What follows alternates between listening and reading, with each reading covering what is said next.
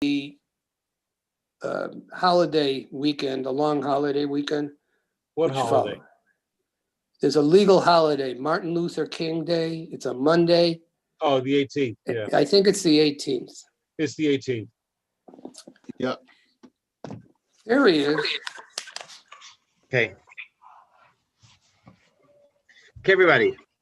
Welcome to Garden of the Spirits, a class studying apples from the orchard. This class meets in Long Meadow, Massachusetts, and is held in memory of Malka Ruth Bas Moshe, Margaret Vogel, blessed memory. Apples from the Orchard contains selections of teachings of Kabbalah from the Arizal, Rabbi Yitzchak Luria, based on the weekly Torah portion, superbly translated and explained by Rabbi Moshe Wisniewski. I forgot to say that this is our second time around, and we are the center of the universe. We have our class in the center of the universe. Not we are the center. We have our class in the center of the universe. We are not the center of the universe. We are not the center? We're not the So center. we're not the center. The We're ego is we there. have our Matt, class in Long the Meadow, center. Massachusetts, center of the universe. Yeah. When I go away, I think like whatever. Like I'm expanding my mind. Okay, it's a good thing we have our channel on YouTube. So last week we had the shloshim for my mother. We did Thursday night. We had it was very easy to set up. I gave out the Zoom link just to select a few people and to the highest payers, and everybody else had to go on to the proletariat had to join us on YouTube. That made it much easier to manage. In addition, I have a friend who wanted to sponsor in memory of her father's yard site. So she brought this over that I should say l'chaim. So I will start. You have to have a drink for each of us then. What? You have to have a drink for each of For us. each of you, yeah. Except for Gershon, because he doesn't drink alone. So anyways, I don't. I'll say l'chaim, that the class is dedicated to Shlomo. I think the father was Noach. So Shlomo from Noach, that this class is dedicated for him, his neshama sheven aliyah, and he should be he should bring and request brachas for his daughter, for his grandson, great-grandchildren, and not great-grandson, and grandchildren and great-grandchildren. L'chaim. Okay? L'chaim. They shall be blessed without worries, parnasa, gesund, and atzlacha, and nachas. L'chaim, l'chaim. L'chaim, l'chaim.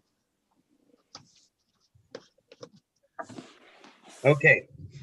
I mean, they gave me a bottle. It's like, I don't know what to do with a bottle. But I realized we should have this here. Okay.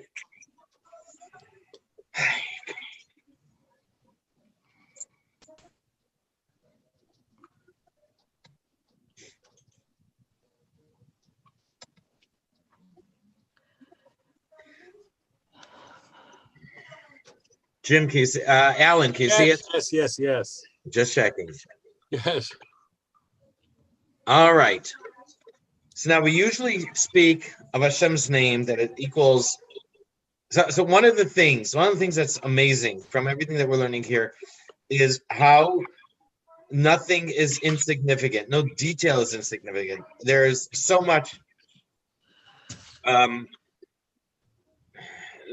to be found in even stuff that seem to be insignificant, that are important, small details that people might overlook, and we find significance throughout. So usually we speak of Hashem's name, we're speaking about the numbers 40, 72, 63, 45, and 52. Different expansions of the Hashem's name, of the spelling of Hashem's name. we find a different expansions of the spelling that equals those numbers. There is the number, there is Hashem's name of 42, which I don't know if we've had it at all in the entire book. And I did see it in the last week. I've seen it in at least 2 places. I've seen it mentioned, and I know the 3rd place. Over here, we're going to come to a new number. What's interesting is that the number 26, we rarely find. 26 is the letters Yud and Hey and Vav and Hey. That we don't find much.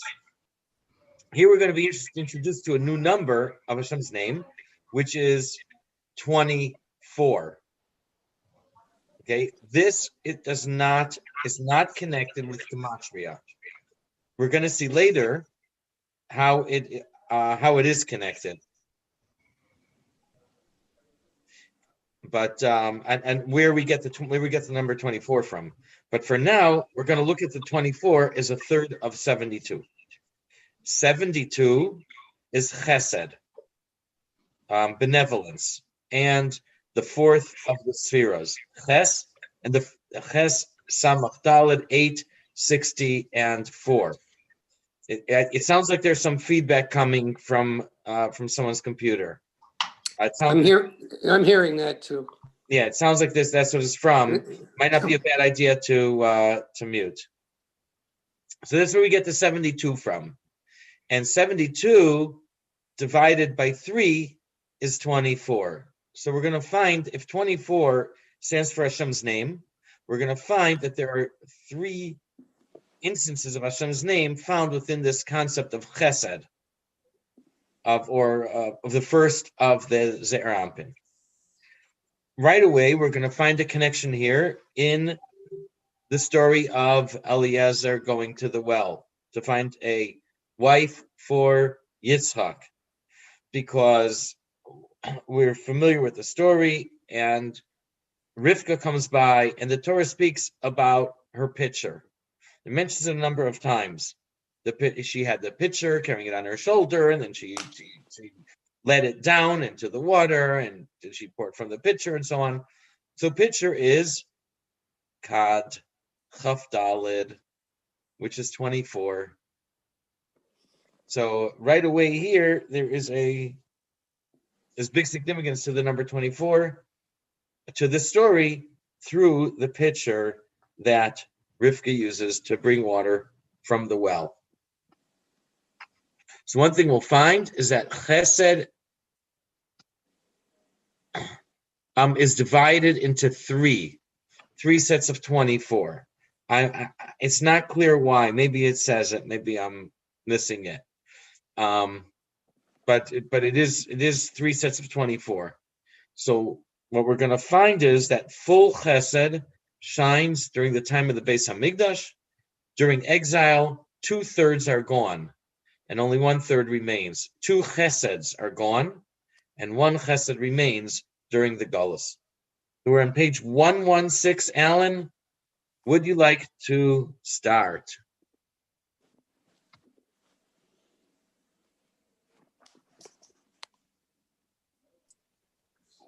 Pitchers of water. Let it be that the maiden to whom I shall say, please tip your pitcher so that I may drink, and who replies, drink, and I will also give your camels to drink, will be the one whom you have designated for your servant Yitzchak, and by her will I know that you have acted kindly with my master. He had not yet finished speaking when Rivka came out. She had been born to Bethuel, the son of Milcah, the wife of Abraham's brother Nahor. Her pitcher was on her shoulder, and she descended to the well, filled up her pitcher, and ascended back. When Eliezer, Abraham's slave, arrived in Haran looking for a wife for Yitzchak, he asked Hashem that one of the signs identifying the right girl be her generosity. The numerical value of the word for pitcher, kad, kaf daled, is 20 plus 4 is 24.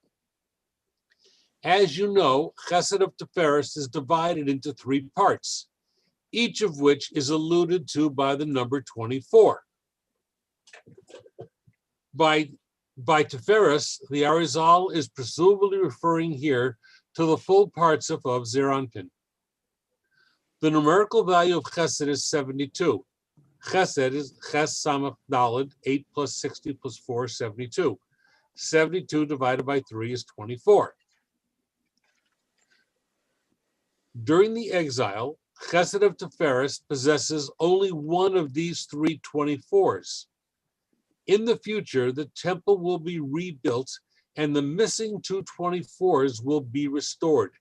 This being alluded to by the fact that the numerical value of the word for house is twice that of the word for light. Okay, so before you go on, number 5, the Beis HaMikdash represents 2 lights. It doesn't say here. It's either each Beis HaMikdash is 1 light, or each Beis HaMikdash is the same. There are 2 lights in each Beis HaMikdash. In other words, no matter what Beis HaMikdash, 1 Beis HaMikdash, if we had 5, doesn't matter. There are 2 lights represented by the Beis HaMikdash. Or you could say that each Beis HaMikdash was 1. 2 Beis HaMikdash makes 2 lights. It does not say. But, or, for the light, is 207. Bias, for like Beis HaMikdash, bias equals 412. It's the same as light times 2. 207 or times 2 is 414. So 412 is the same as 414. I guess that's by either by. You had the kollel twice. Yeah, which kollel? Kollel of or, twice the bias. The bias. You have to add the kollel of or. But you can't do You have that. to add the kollel of or twice to bias. So you take. Go ahead. Bias is 412. So if So you need 414. so you add the kollel twice, the kollel of or twice to bias. So Mr. You're not Matthews- adding it to light. That's a You add it problem. to the house. See, you're not adding the kollel to the light. Otherwise, then you'd have 216. No, you had the kollel of I mean, light. 218. You had the kollel of light to bias. I understand that, but Yeah. it says here, presumably that implies that we are to add the kollel for each instance of light. So It's Mr. just Math the wording Professor. is a little Well, no, problematic. you're adding for each instance of light to bias. Two bias. Yeah, but it's it's each instance of light because there's 2 lights I So understand there's that, two but lights you're you have to adding it. Where are you adding it? to bias. To bias, and it doesn't Good. say that. All I'm saying is you need. Where does it you say should that? Presumably, the discrepancy implies we are to add the kollel for each instance of light. Okay, that's all I'm saying. It doesn't say right. where. So Mr. Math Professor, we are adding the 2 kollels to the wrong side of the equation. So That's what. well, like we say, either we can say that close doesn't count except Right. in horseshoes, Horseshoes. hand And grenades, and gematria. Or we can say it's not that much different from our government math. I just read today that the losses from COVID were $300 billion. So the government pumped in $4 trillion into the economy. 300 billion, 4 trillion. Close enough. Close enough. Okay. So in any case, yeah, we take 2 either from the 2 Beis HaMikdash. I don't disagree with him. lights- The language is a little funky. That's They should specify it more. They're saying it's for adding the kollel for each instance of light, but they don't say where they're adding it to. That's what I'm saying. Light. You're adding it to should the be bias, to the Two 412. Bias. two bias. You should just add those 2 words, 2 bias. Okay, after the word light.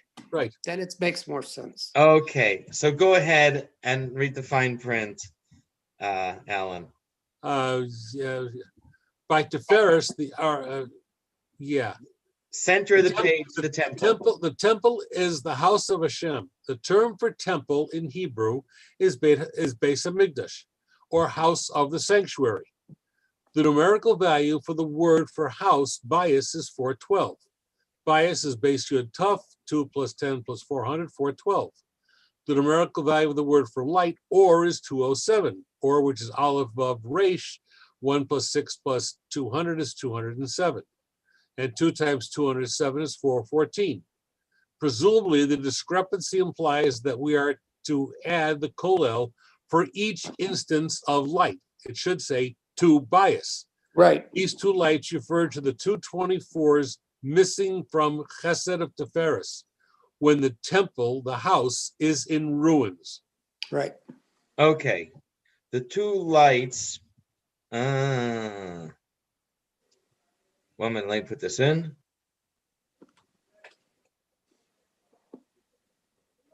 It has to be, because otherwise it wouldn't.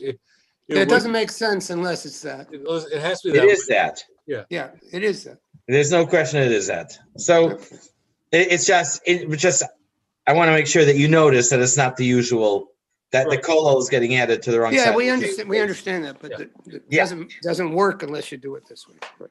So, but as Gershon says, the numbers will add up. We'll make sure they add up one way or Yeah, another. yeah, got that. So the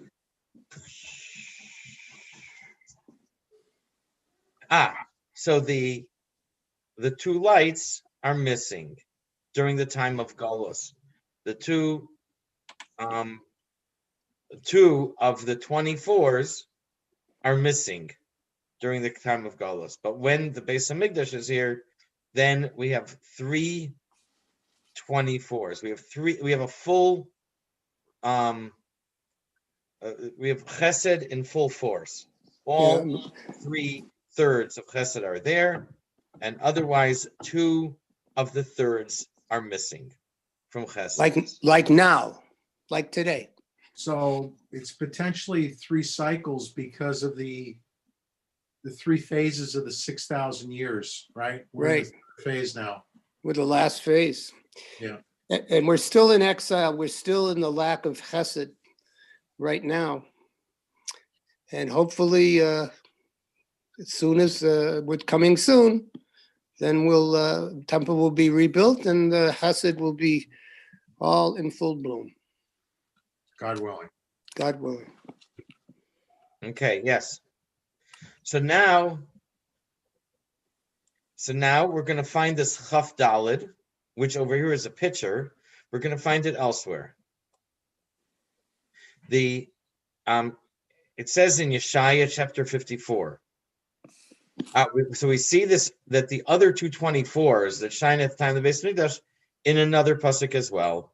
It says V'samti kad kod shimshasayich, which means I will set your window frames with rubies. This is said in the Haftorahs after Tisha B'Av. I don't remember exactly which one, but one of the Haftorahs after Tisha B'Av. Isn't there also a Hebrew word with kuf instead of chaf? Kad kod? Kad kod with a kuf, Yeah. with kuf instead of kuf, means the top of the head. Mm-hmm. Maybe it means crest, don't know. But it means the top of the head. But this is with a chaf. Right. So the word for the kad kod are rubies, at least over here. In other places, you might find other translations. And the word shimshasayich is the window frames, which I had no clue till I looked this up when we learned it 6 years ago. And I found that means window frames. Ordinarily, or windows or window frames, ordinarily shimshasayich refers to the sun. Mm-hmm. But in either case, what's the similarity between the sun and the window frame is that it shines. The window frame, the sun's shining through the window. What's the word that's used in Noach? Do you recall? For window frames or for rubies? No, for window frame. That was a joke. What window frames by Noah? Well, I'm in a class. I'll call you back. It's When he releases the dove, there's the window in the ark. Do you recall what? that's Chumash, but I'm just curious. That's chalon, a window.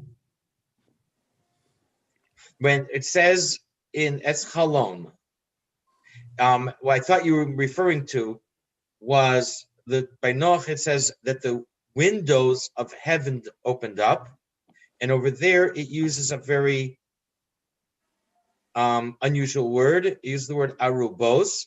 Arubos means, over there they translate it as the windows of heaven. Mhm. I'm not sure where that comes from, where else it's used like that. I can look it up very quickly, perhaps. We do find the word somewhere else. It says arubos hashamayim, the windows of heaven were open, and then the water came flooding down.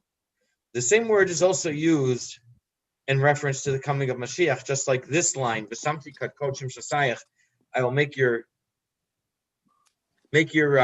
window frames into rubies. So arubos is also, it says, I don't remember the whole thing. V'chayonim el arubosehem. That when Mashiach comes, the throngs will throng back to Israel and up to Yerushalayim to Beis Hamikdash. I think it's just like clouds flying across the sky. V'chayonim el arubosehem, and like doves to their dovecotes. Is there another word for dovecote in English? Oh, If you think of it, speak up. V'chayonim el arubosehem, like the doves fly to their dovecotes. If you're in Israel, if you have, in some places they still have left over from thousands of years ago. Yeah, they're little like cave type thing. These tiny little holes that they fly into. Over the doors, Yeah, and that's where the doves live. yeah. They're little. I can only think of little caves, or tiny little holes, and they go inside there. Yeah, They there's used- a flat columbarium. bottom arch, an arch Yeah. top. Yep, and they're round. So those are dovecotes. So it says that, and then also those dovecotes are called arubosehem, Mhm. and so that's the same word that's used in the Torah for the flood, that the windows of the heavens were opened for the flood to begin. Mhm. So over here, the word Shemashasayach is also usually means sun. Over here, it means the window frame. Window frame. And again, if you look in a few places, you might find different translations for cut code, what it translates rubies, and also Shemashasayach. So what's interesting here is that we're talking about the brilliance, sparkling, shining, and it's done in the metaphor of having expensive and shining window frames, but obviously it means that the divine energy, that the godliness will shine with brilliance. And the word for rubies, cod, chaf dalid, chaf dalid. It's 24 two times, and it's the same. It would be like two pictures. Cod, chaf dalid.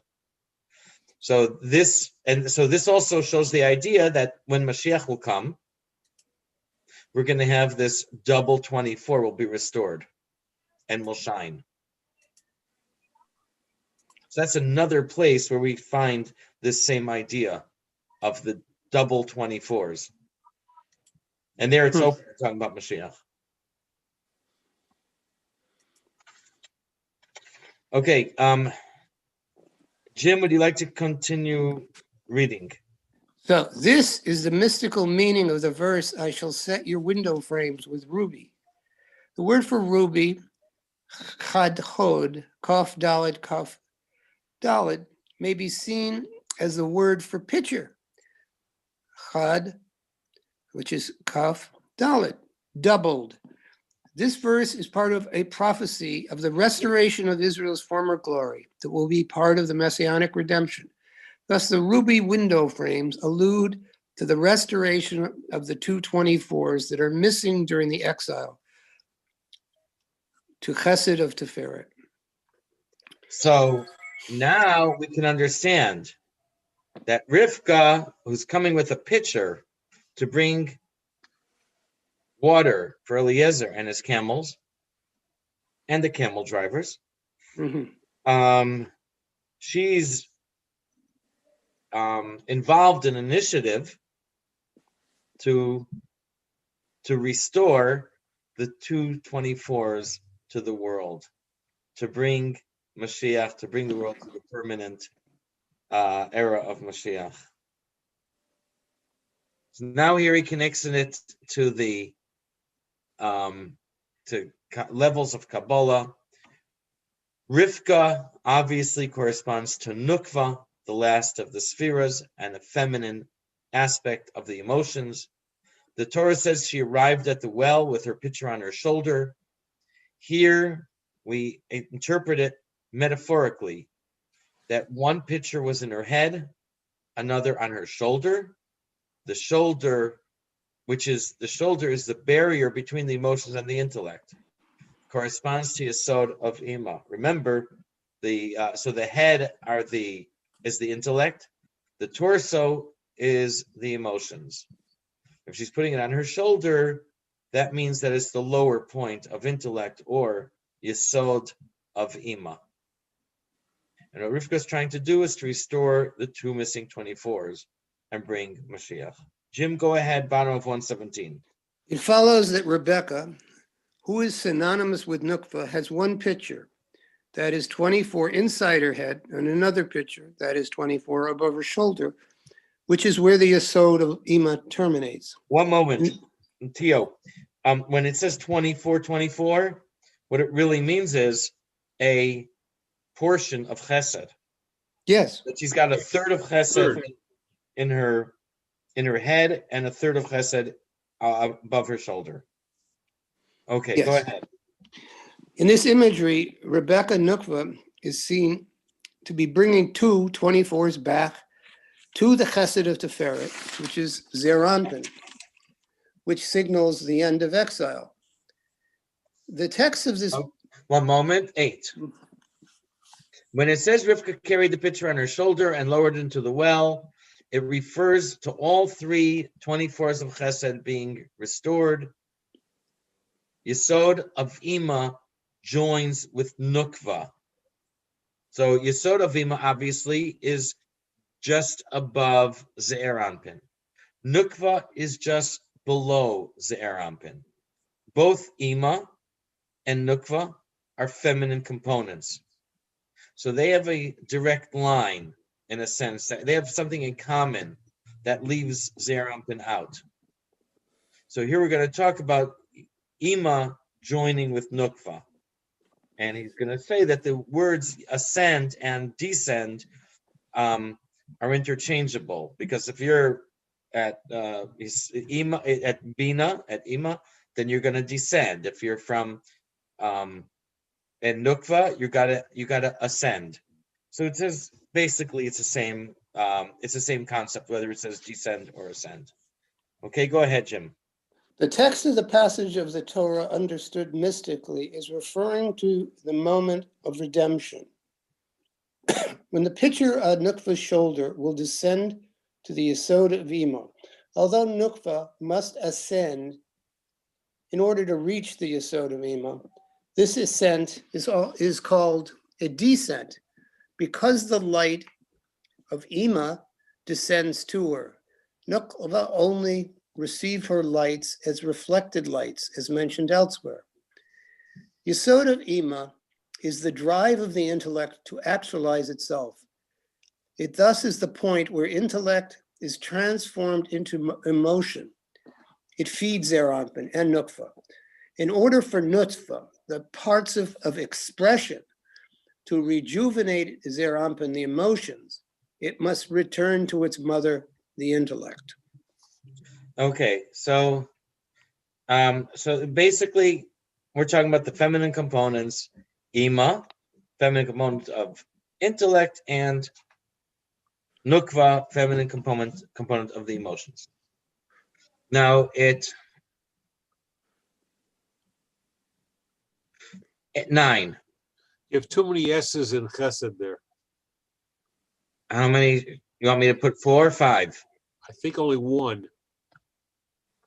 Yeah, you gotta, That's why. You like this better?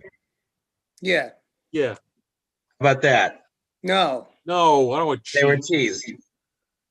that Cheese looks like cheese. is Right. teased. Right. We don't want cheese. Who had milkshakes for supper? Not me. Okay. The word for well is ayin or mayan. Yes, ayin is the same as the letter ayin. It's the Mhm. same as the I, ayin, some other things too. I can't think of the second. So over here, the Torah calls it ayin, or mayan. This is also a reference to Yesod of Ima. So the Torah says that she descended to the well, she filled her pitcher from the well, and she ascended. And this is all the Torah's way of saying the Yesod of Ima and Nukva descend and ascend to each other. Or Yesod of Ima, the lights descend to Nukva, and then from Nukva they reflect back up to Yesod of Ima, whatever all that means. What goes up must come down. Exactly. You think Bitcoin's going to go down? More importantly, what goes down must come up. Yes. You think Bitcoin's going to go down? What goes down must come up. That's the process. That's our process of our dialectic. We got to go way down to bounce up. Yes, yes. All right. And bounce higher up, Yeah, we go higher from the down. higher each time. That's right. Yes. So if we fall, Okay. we fall. Jim, ready? Yeah, the Continue, go Torah ahead. thus says, she descended to the well, that is to the Yesod of Ima, which is called a well. She then filled up her pitcher from the well, the Yesod of Ima, and descended, meaning that these lights reflect back up, causing her and her crown to mature. Thus she acquires 3/3. Well, she requires the 3/3, probably, just like her husband Zeranpin. What do you mean? No, Well, she 3/3. acquires all of the three parts of Chesed. She requires the three pieces of Chesed. You'd say just 3/3. That means the whole thing. Yeah, I guess so. Okay. Yeah. The And three- exactly how this works, the technical stuff, a little beyond me. Okay. Okay. Any of comments, feedbacks, questions?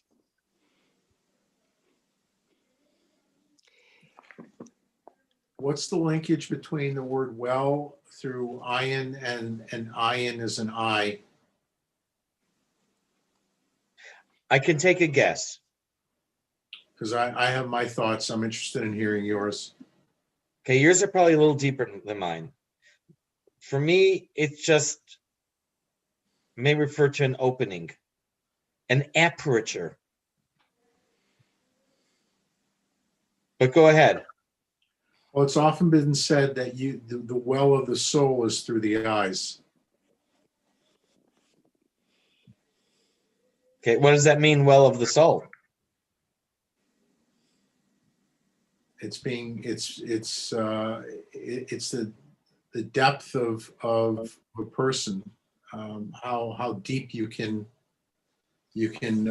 investigate the Torah, how deep you can investigate life. I mean, there's some people that are very superficial and there's others that are very deep. So it's dependent upon the matrix of your soul, right? Yeah. Yes. It's a vision. It's the pathway to perceive the soul, the Mhm. eyes, or one of the most impactful pathways. Mhm. Did we have that in here at all? In our class? What? About That the eyes are the, No, I don't. Path- recall. no? No, I've just heard that mentioned many times. Yeah, and I've come across that. All right. Okay, next. Okay, so now how do we get 24 out of Hashem's name, which is usually 26? So we're going to do it. We're not going to look at Gematria.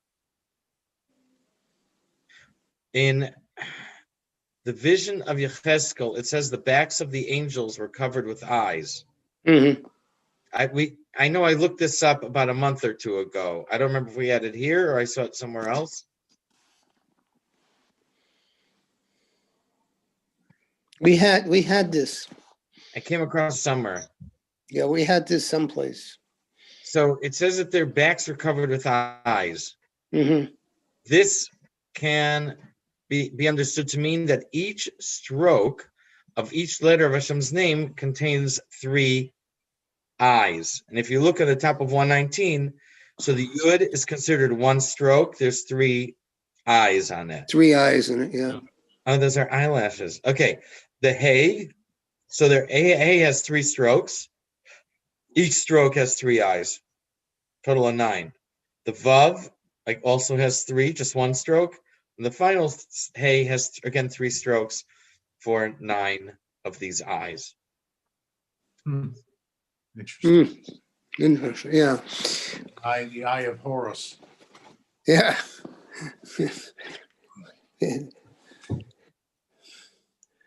Oh, my. Okay.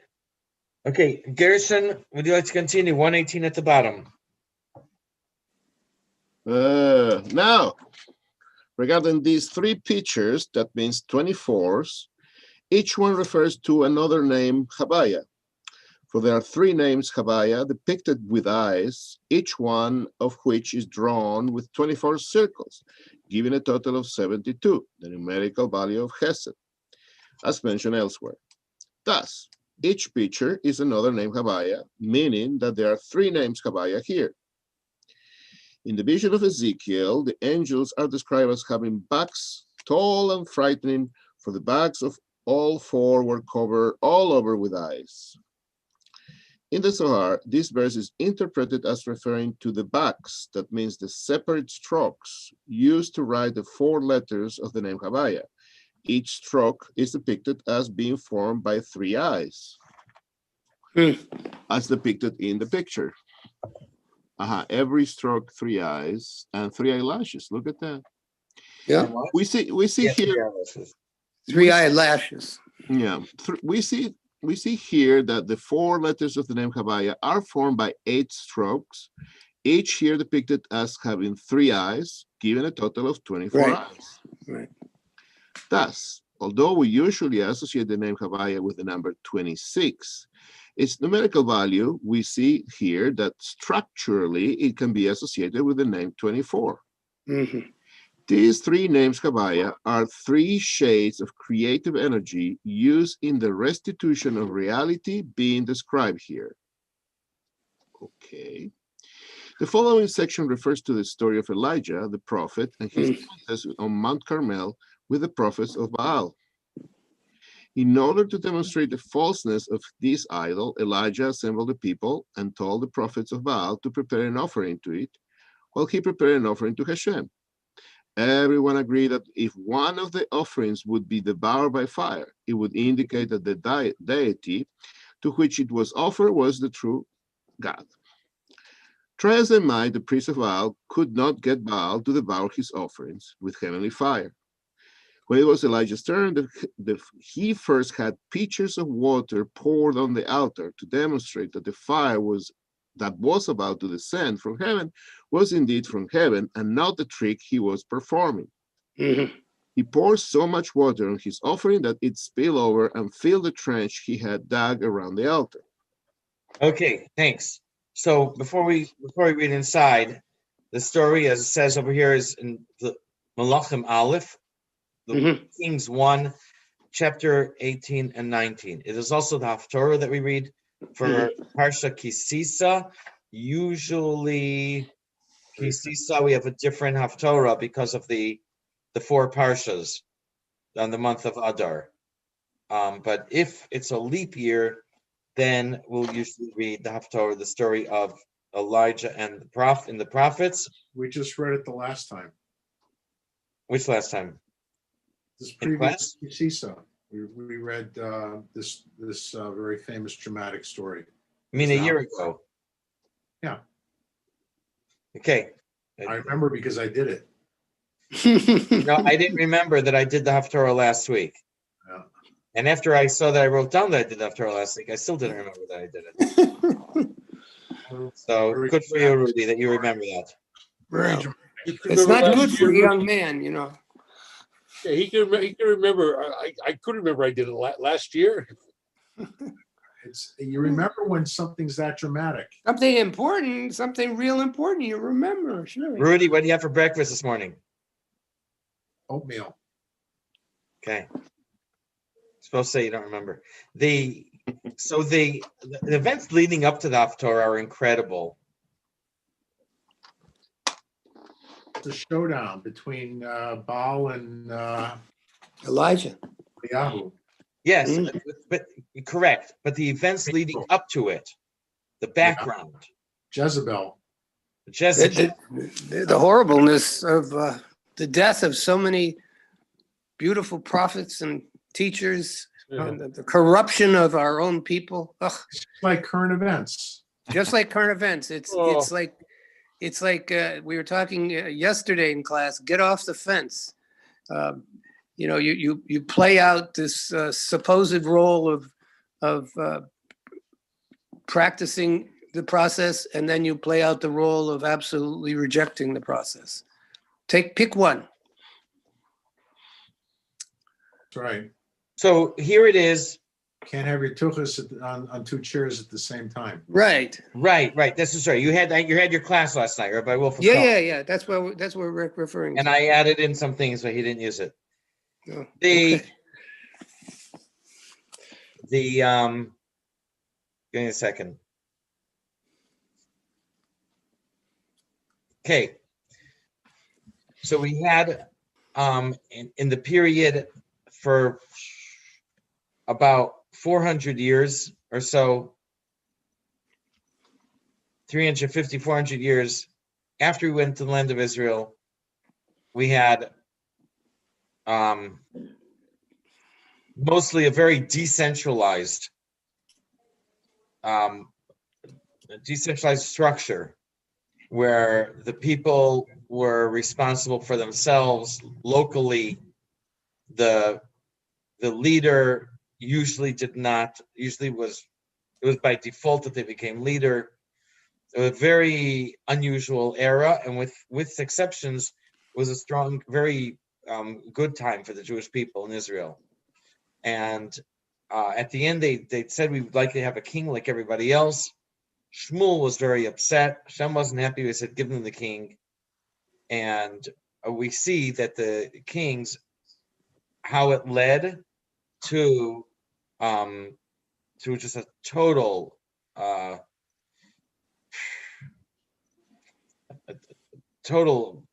a lowering of the people, debasement of the people. Corruption. At first, corruption. You started off with Shaul. He had his problems. He killed 85 Kohanim for no reason.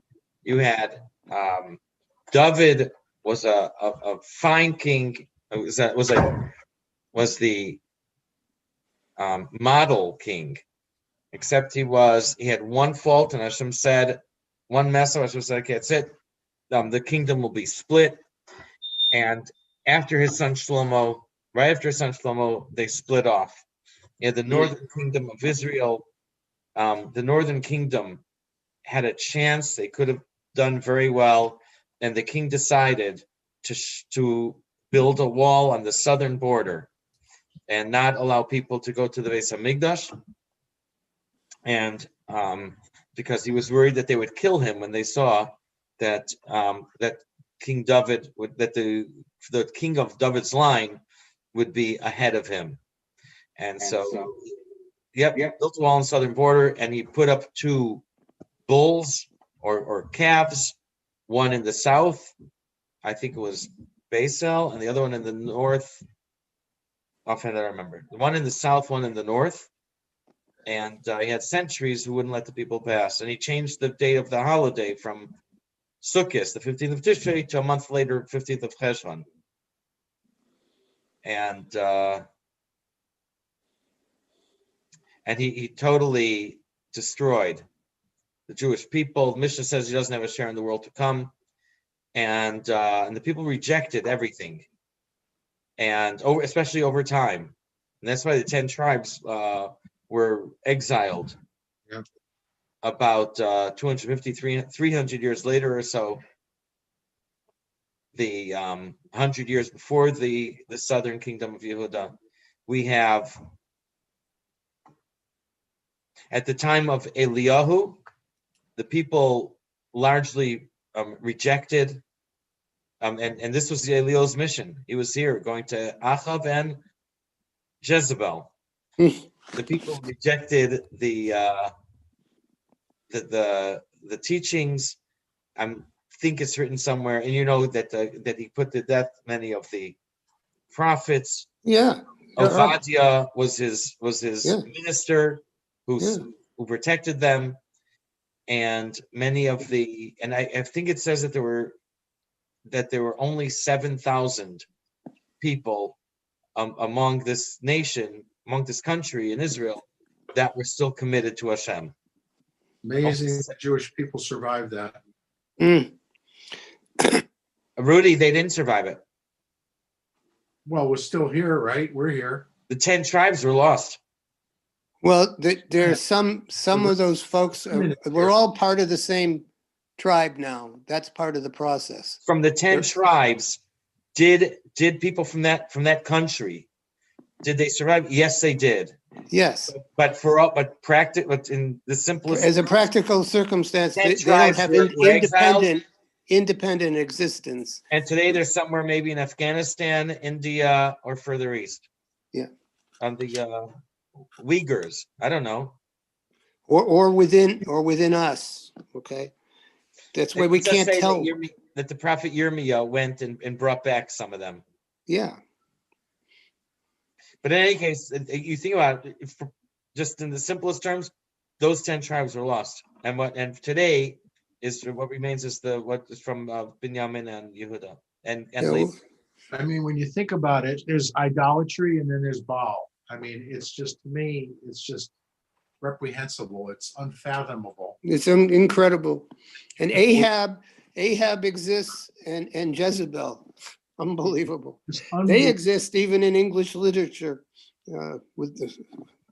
as evil. It's just unbelievable the way that they work with Baal. It's just absolutely insane.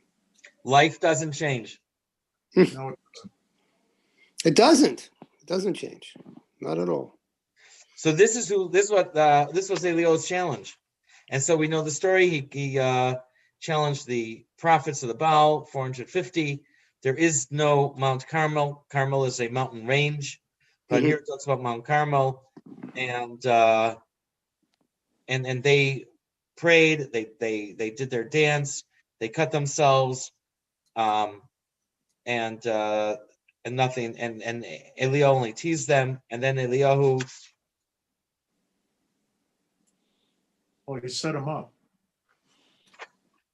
Yeah. He set him up for a fall. Yeah, he set him up. They actually had someone underneath with matches, and a snake came and bit him, and he died. Eliyahu said, "Come to me." All the people came. He repaired the broken Mizbeach. He took 12 stones for the 12 tribes, and he said, and then he built the Mizbeach for the name of Hashem. He dug a deep trench around the altar. He set up the wood. He arranged the wood, slaughtered and sliced the bull, put it on the wood, and he said, "Fill 4 pitchers of water and pour them over the animal and the wood." Then he said, "Do it a second time," and he said, "Do it a third time." Here again, we have the cod, the pitchers. The water went around the altar and filled up the trench. And at the height of Mincha of the afternoon, Eliyahu came close. He said, "Hashem, God of Abraham, Isaac, and Yisrael, today it will be known that you are the God of Israel, and I am your servant. And by your word, I have done all these things. Answer me, Hashem, answer me, and this nation will know that you are Hashem Elohim, and that you will turn their hearts back." The fire of Hashem descended, consumed the offerings and the wood and the stones and the dirt and the water of the trench, it all lapped up. All the people saw, fell on their face, and I said, Hashem Elokim, Hashem Elokim. Mhm. So that is that episode. Okay, and so now we're gonna bring in the pit. We're gonna bring the story in because of the pictures, the same Pictures. pictures. Mhm. Okay, Abigail, would you like to read for us? Yeah, Gotta unmute. she did. 119 All right. in the middle. These names, Havaya, correspond to the pitchers with which Elijah, the prophet of blessed memory, filled the trench around the altar he built. When he said, fill 4 jars with water, he intended these to correspond to the 4 letters of the name Havaya. When he said, and pour it over the burnt offering and the wood, he intended this to correspond to the first third of Chesed of Tiferes. Mhm. When he said, do it a second time, he intended this to correspond to the third of Hesed of Tiferes. Second, third. Second, third. Second third, thank you. When he said, do it a third time, he intended this to correspond to the third third of Hesed of Tiferes. By pouring the 4 pitchers 3 times over his sacrifice, Elijah was reconstructing Nukva, the conglomerate of the souls of Israel, giving it the 3 pitchers, 24s, or thirds of Chesed of Tiferes it is supposed to possess. We see from the above exposition that the female is to play a decisive role in the process of redemption. Indeed, at least in this scene, Zeranpin. Yeah, Yep, one moment. Yeah. So now here, Rabbi Wisniewski goes and give his own explanation and his own insight on this whole on this episode and what it means. I'm sorry. Continue. Okay. Indeed, at least in this scene, Zeranpin is depicted as being helpless and dependent on Rebecca, Nukva, to restore its broken Tiferes or heart. We may perhaps visualize this as the jaded or cynical mood that affects those who have suffered too much and are worn down by the state of exile. Such people need a boost of inspiration to lift their spirits. This is provided in the present scenario by Nukva, the spouse, who, faced with a languid, uninspired husband whose joie de vivre has been sapped, returns to her wise mother to draw inspiration and direction to revive him. Alternatively, an individual can try to rejuvenate himself to mend his own broken heart by reinvesting his action, his means of expression with new intellectual understanding. Doing so enables his faculties of expression to influence his emotions for the media to make the message, so to speak. In either case, once the wife succeeds in re-inspiring her husband, she restores him to his original vigor and the redemption can proceed. Understand this well, for what I have told you is a deep secret. Again, this is referring to the 3 thirds, the 3 parts of Chesed. This bold, what you just read here in the plain print, in the small print, is Rabbi Wisniewski's connection and his insight. So this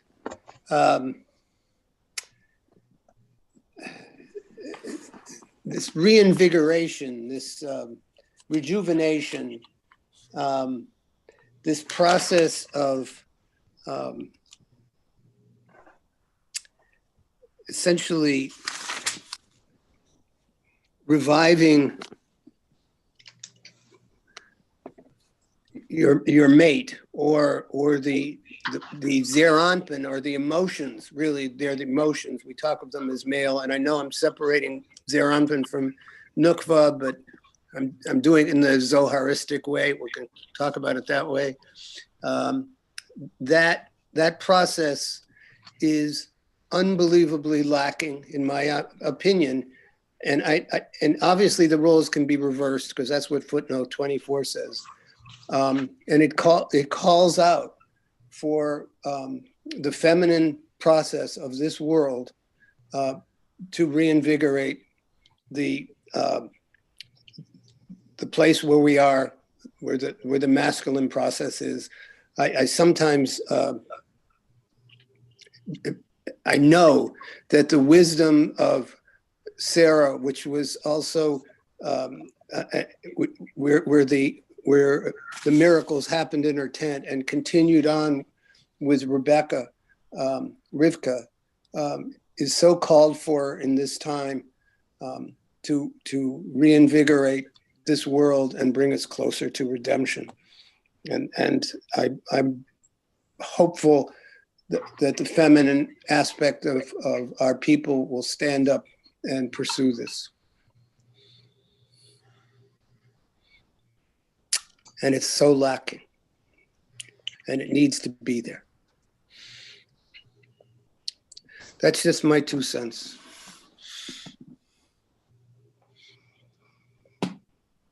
Okay. Can I ask something that's kind of from left field? Yeah, please go ahead. So in Tanya, we learn about the above to below and the below to above interaction. That influence comes down from above. And if we use it, it goes back upward. And then in response, more and stronger comes down. Do you know what I'm talking about? Yeah, yeah. And I just wonder if this is that. Mm, Maybe related. Maybe related. I mean, look, Rebecca was generosity. She epitomized generosity in the story. That's why she brought water not only to Eliezer, but to the animals, and the water. And this is where it's really there. Rose up to her. It rose up to her, and she manifested that chesed, that benevolence, in all of her ways, and also was the guide. Don't forget, for Yaakov, she was the one and guided him and guided us as we might say, Yaakov to have to hit that progeny. Really, she was so powerful and instrumental in dealing with, and her the power of Rivka in this is blowing my mind with the chesed. It's just power. It's just so powerful because she brings that light, and holds the vessel. That's why it's a pitcher. The pitcher is a form of tikkun. It's a vessel, and she holds it. She holds that light and brings it. I just wish there were more. That's what I meant by the feminine. Yeah, I noticed, Jim, that it says in the intro, it says that he had not yet finished speaking when Rebecca came out. Right. He hadn't even finished talking, and she's already Yeah. Yeah, Matt. Yeah. similar to the water coming straight to her. Coming right to her. Yeah. It poured up. It ascended. It ascended to her. So I just, I don't know. Usually, so here we're talking about chesed. Mm-hmm. Chesed is one of the levels of the 10 spheros. One of the 10 spheros. Talking about a level in Atzilus.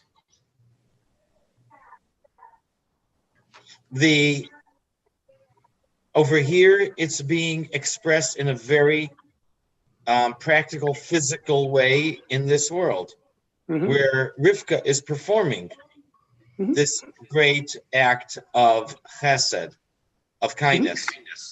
She's offering. But usually, chesed resides within Zeir Anpin, in the masculine, in the male. We usually, when we talk about Ima or Bina, and we talk about Malchus, they are components of Gevura. And we say that the Gevura of Malchus has to be sweetened and tempered. Over here, and over here, what's happening, in a sense, is a role reversal. That in order for that, where Malchus becomes the giver. How does that happen? By joining or reflecting what is being conveyed by Ima, by Yesod of Ima. So that through Yesod of Ima, the Malchus is also able to be a purveyor of kindness. And it's Zeir Anpin that is the recipient of this kindness in this case. Yes. But Zeir Anpin is building their own, is building the kindness, the 23. Yeah. Also note footnote 24 on page 120. That what? Each of us comprises a male and female aspect. Therefore, the roles of male and female partners described can be reversed, since the male aspect dominates in the husband, the female, and the wife. However, the usual case is the way it is described in the text. Right. So he's saying here is practically every person, whether male or female, has both aspects in them. You have both aspects. Practically in a marriage or male-female relationship, the male can play the role of the female can play the role of the male. But I'm saying more than that, even in Atzilus, Zeir Anpin, in this case, is receiving certainly from Bina, from Ima. Like a mother gives birth to a child, Zeir Anpin is considered the child, the offspring of Bina, of Ima or Bina. And it's receiving from Nukva. That's what's so from Malchus unbelievable. too. It doesn't just receive from Bina, it receives from Bina and Nukva. So that's the ascension, okay? So And right. that's So where Nukva has a role to play here too. That's where she provides that redemptive quality, that the expression, which is feminine, Nukva, provides that redemptive quality to Zeir Anpin, which is the masculine. And that's what I was talking about when I meant that we need this deeply. Well, it says she's maturing her crown, right? Yeah. Nukva's crown. Yeah. On page 118. Yeah.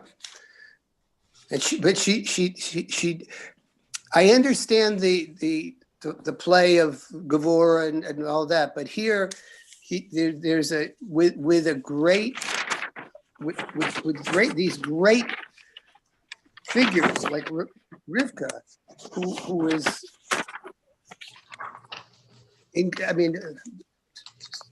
way beyond what words can come out of my mouth.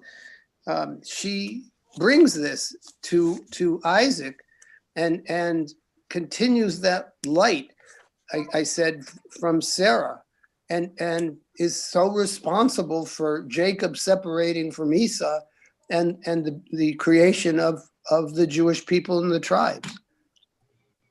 She brought that chesed. Wasn't this the test that Eliezer had? I'll know Yes. it's the right woman, the right girl. Yes. That was from him noticing that she immediately fed the camels first. Right. Yeah. Oh, okay. Then he knew that she was a woman of chesed. So it wasn't that she carried the picture. No, she cared for everything. She cared for the animals who were just, it's like you have to feed them first before we eat. We feed our animals first. You care for that which is in need. I mean, there's a mitzvah to do that. I can't help but thinking I'm missing the big secret, though. Also the antithesis of love, right? The big secret. The deep secret. The last line. It was the antithesis of love on. Say that again, Alan? No, Rudy said that. I said she was the antithesis of love on. No. Her brother. Yeah.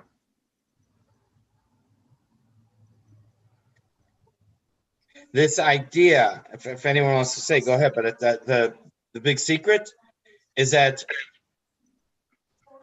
there's much more to the story Okay. than what you see, than what you read.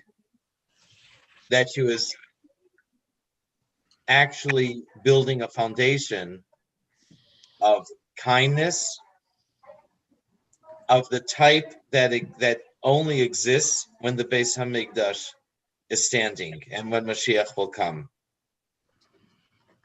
She worked to restore the other two 24s. Yeah. I'm sorry, the other two names of Hashem, names Havaya, that are with three parts of Chesed that are supposed to shine when things are going good. And she doesn't reflect that truth. She actually effected it. She did it. Yeah. So Well, she did it. So I think yeah, the other thing it is referencing is that one of the trigger points for Mashiach to come is a reversal of the cardinal role that women play in society amongst the Jews, right? I mean, the fact that you're in this class is a significant pointer to that. Yeah. That women will become far more relevant. They already are, and even more so than they even believe they are, especially in Judaism. Without the woman in the household, the men would be for naught. Right. The fact that they become more and more relevant and important in society, they become learned. That's one of the trigger points for Mashiach to come. And it was again, I didn't say this well, but it's our birth as a people, as a Jewish people, came about by what she affected, not just by the marriage, but by the progeny, the children she had, and the way she dealt with her children.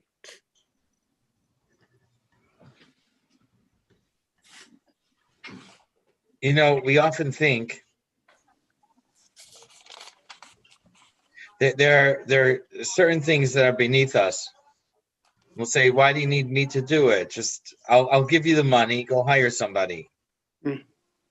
The drawing water, someone drawing water for the family is one thing, but the Torah makes a list at the end. Moses spoke to the people from the leaders. The Torah goes through, enumerates 10 groups, and the last are from the people who carry the water Water bearers. to the what? It said the water bearers. Those are the term.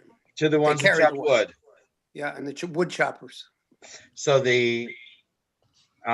so those are considered the most menial of labors. And yet here we see that Rivka thought nothing to go and perform this task on her own, not just for her family, which would be understood, but even for a grown man. I'm reading a book now about a rabbi from New Jersey who died about a year and a half ago, relatively young. He was a rabbi in his community. He did a lot. He helped people a lot. But he himself he would drive into Brooklyn. He drove to people's homes. And he himself, very, very quietly, he did a lot of stuff on his own. And whatever, we speak about it. People talk about it. But when push comes to shove, a lot of people are like, well, hey, you know, I'm not going out now. Let someone else do it. And we find reasons to justify that we shouldn't, that it's beneath us to do whatever. But imagine if we argued for the privilege to be able to do some low task and to have the privilege of doing someone a favor. Again, we speak about it. It's easy to talk, but unfortunately, too often, when push comes to shove, people are people look for ways out, and they justify it. It's easier to write a check to Rachel's table than to go out and bring the food to the open pantry and physically do it and bring it there. All right. Okay, folks. All right, Chaim, I'd like to just spend a minute with you after. Yeah, we'll stay on. One moment. Step share. Have a good week. Okay. Nice Good night, meeting you, Abigail. Welcome, Abigail. Welcome. Good week. Thank you. Welcome.